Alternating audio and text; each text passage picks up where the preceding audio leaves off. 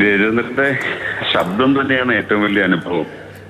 അദ്ദേഹം അനുസരണനായി തുടരുന്നത് അദ്ദേഹത്തിന്റെ ശബ്ദത്തിലൂടെ ആയിരിക്കും.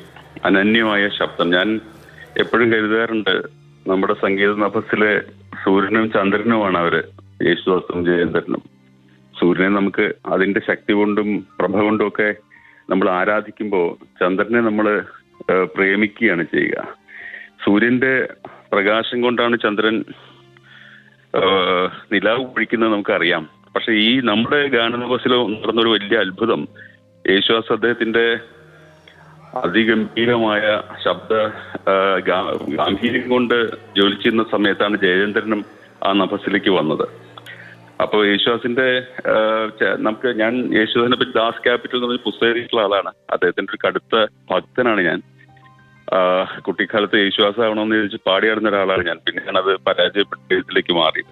പക്ഷെ ജയചന്ദ്രന്റെ അതിഗംഭീരങ്ങളായിട്ടുള്ള മധുര ഗാനങ്ങൾ യേശുദാസിനെ സ്വാധീനിച്ചിട്ടുണ്ടെന്ന് ദാസേട്ടന്റെ പിൽക്കാല പാട്ടുകൾ കേട്ടാൽ നമുക്ക് തിരിച്ചറിയാൻ പറ്റും. അതായത് സൂര്യപ്രകാശത്തിൽ നിന്നാണ് ചന്ദ്രന്റെ നിലാവ് ഉണ്ടാവുന്നതെങ്കിൽ ഇവിടെ ചന്ദ്രന്റെ നിലാവ് കൊണ്ട് സൂര്യൻ സ്വാംശീകരിക്കപ്പെട്ട ഒരു അത്ഭുതം മലയാളത്തിൽ സംഭവിച്ചു. അപ്പോ ജയചന്ദ്രന്റെ ആദ്യകാലത്തെ ഈ പറഞ്ഞ മഞ്ഞളും മുങ്ങിത്തോട് തുടങ്ങിയിട്ടുള്ള ആ വലിയ ഗോൾഡൻ എറ, ആ സമയത്ത് വന്ന പാട്ടുകളിൽ നിന്ന് യേശുദാസ് പഠിച്ചിട്ടുണ്ടെന്ന് ഞാൻ കരുതുന്നു. കാരണം ഭാവഗായകൻ എന്നൊരു വിശേഷണം അദ്ദേഹത്തിന് ചാർത്തി കൊടുക്കുന്നു. ഗാനഗന്ധർവൻ എന്ന് വിളിക്കുമ്പോൾ മറ്റേയാളെ ഭാവഗായകൻ എന്ന് വിളിക്കുന്നു.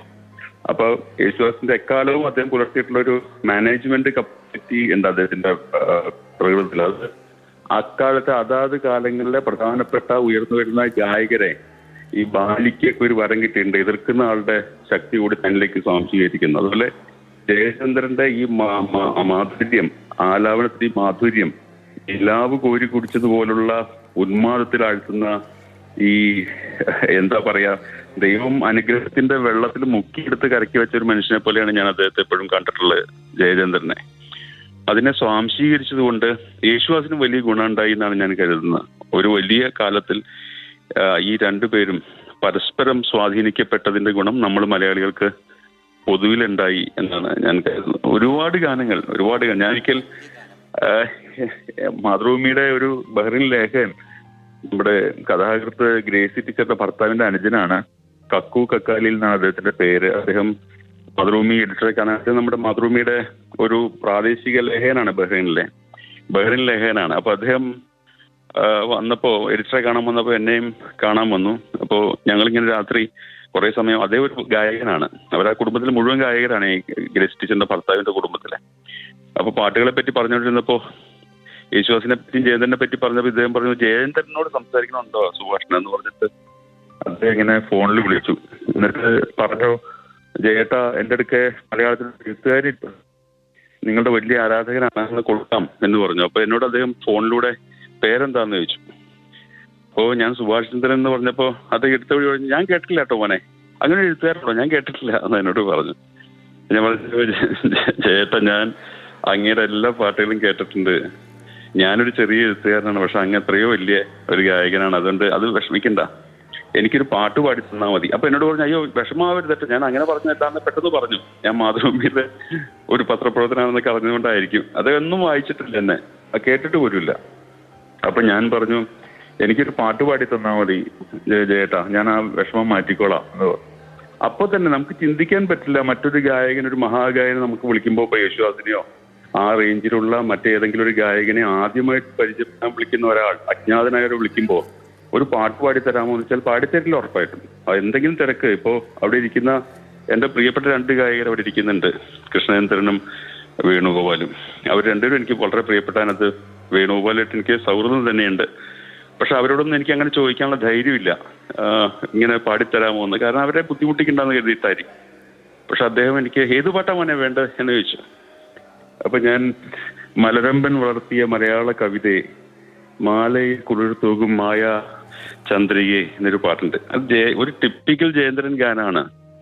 അത് ജയേന്ദ്രന് മാത്രം വേണ്ടി സൃഷ്ടിക്കപ്പെട്ടതാണ്. ജയേന്ദ്രൻ ജനിക്കുന്നതിന് മുമ്പ്, നമ്മൾ ജനിക്കുന്നതിന് മുമ്പ് അന്തരീക്ഷത്തിൽ ഉണ്ടായിരുന്നത് പോലത്തെ ഒരു പാട്ടാണ്. അത് കേട്ടാൽ അറിയാം, രവിക്കൊക്കെ അത് അറിയാമായിരിക്കും ആ പാട്ടിന്റെ ഒരു മനോഹാരിത. അപ്പൊ തന്നെ എനിക്കത് മുഴുവനും പാടിത്തുന്നു. അപ്പൊ അതിന്റെ ഇടയ്ക്ക് ലിറിക്സ് കിട്ടാതെ അദ്ദേഹം വാക്കുകൾ എന്തോ ഒന്ന് അങ്ങോട്ട് തെറ്റിപ്പോ ഞാൻ ഫോണിലൂടെ എൻ്റെ പ്രാകൃതമായ ശബ്ദത്തിൽ ആ വരികൾ അദ്ദേഹത്തിന് അതേ ഈണത്തിലൊന്ന് പറഞ്ഞു കൊടുക്കാൻ ശ്രമിച്ചു. എൻ്റെ ഒരു വിവരക്കേടുമുണ്ട്. അപ്പൊ അദ്ദേഹം പറഞ്ഞു, ഹായ് അസലായിട്ട് പാട്ടുണ്ടല്ലോ, പാട്ട് പഠിച്ചിട്ടുണ്ടോ താൻ എന്ന് ചോദിച്ചു. എനിക്ക് പാട്ടുകാരനാവാൻ പറ്റാത്തതിൻ്റെ എല്ലാ വിഷമവും അതോടെ തീർന്നു. ഞാൻ ആയുഷ്കാലം മുഴുവനും ആ ഒറ്റ വാക്കിന് കടപ്പെട്ടിരിക്കുന്നവനാണ്. അതുകൊണ്ട് ഒരുപാട് സന്ദർഭങ്ങളിൽ ഞങ്ങളിവിടെ ഒരു വലിയ ഗാനമേള മാതൃഭൂമി വെച്ച്, അതിനകത്ത് മലയാളത്തിലെ ഒരു പ്രസിദ്ധ ഗായികയും ഒപ്പം അദ്ദേഹത്തിനും പാടുന്നുണ്ടായിരുന്നു. മല്ലികപ്പൂവിൻ മധുരഗന്ധം എന്നുള്ള പാട്ട് അവർ ഡ്യുവറ്റ് പാടാണ്. അപ്പൊ ഒന്നിച്ചുള്ള റിഹേഴ്സൽ ഉണ്ടായിട്ടില്ല. അവര് വേറെ സ്ഥലത്ത് നിന്ന് വരുന്നു, ഇദ്ദേഹം വേറെ സ്ഥലത്ത് നിന്ന് വരുന്നു. എത്രയോ എല്ലാവർക്കും അറിയാവുന്ന പാട്ടായതുകൊണ്ട് അങ്ങോട്ട് തുടങ്ങി.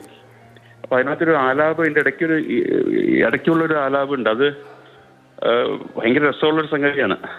അപ്പൊ അത് ഈ ഗായിക അതിഗംഭീര ഒരു ഗായിക കേട്ടോ, പുതിയ തലമുറയുടെ എനിക്ക് വളരെ പ്രിയപ്പെട്ട നമ്മുടെ അനിയത്തിയെ പോലെ ഒരു ഗായികയാണ്. അവരത് പാടിയപ്പോൾ ചെറിയൊരു ഡിഫറൻസ് വന്നു അതിന്റെ സ്വരങ്ങൾ. അപ്പൊ ഇദ്ദേഹം പെട്ടെന്ന് പാട്ട് നിർത്തിയിട്ട് പറഞ്ഞു, നിനക്കല്ല ഈ തവണത്തെ സ്റ്റേറ്റ് അവാർഡ് കിട്ടിയത്, നിനക്കൊക്കെ ആരാ സ്റ്റേറ്റ് അവാർഡ് എന്ന് എന്നോട് ചോദിച്ചു സ്റ്റേറ്റ് വെച്ചോ. അതുകൊണ്ട് അവര് ഭയങ്കരമായിട്ട് പരിഭ്രമിച്ചു പോയി പാവം. അത് ഈ റിഹേഴ്സലിന്റെ പ്രശ്നമായിരുന്നു.